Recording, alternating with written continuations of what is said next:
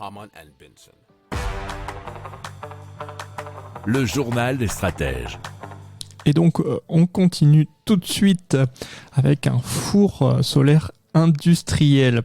Alors, c'est Fruits Gourmet qui l'a mis en place. L'entrepreneur donc a installé 200 mètres carrés de miroirs solaires disposés en longues lamelles d'1 mètre de large, nous apprend positiveur.fr.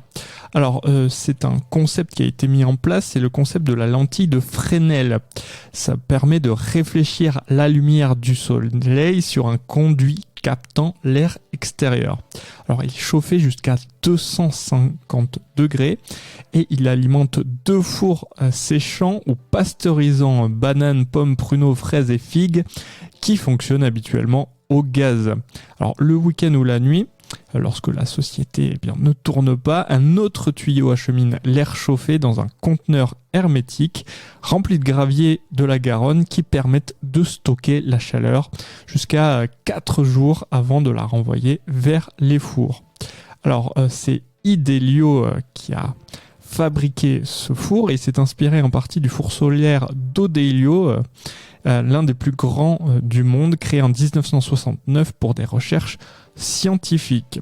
Alors, ce four permet de réduire d'environ 20% sa facture annuelle de gaz.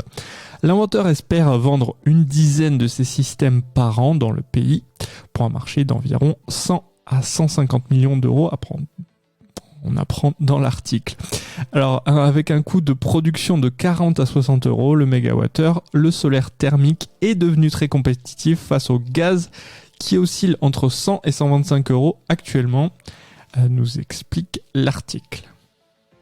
Si vous aimez cette revue de presse, vous pouvez vous abonner gratuitement à notre newsletter qui s'appelle La Lettre des Stratèges, LLDS, qui relate, et cela gratuitement, du lundi au vendredi, l'actualité économique, technologique, énergétique, mais aussi de l'hydrogène, et puis de tout ce qu'on trouvera super intéressant pour votre vie.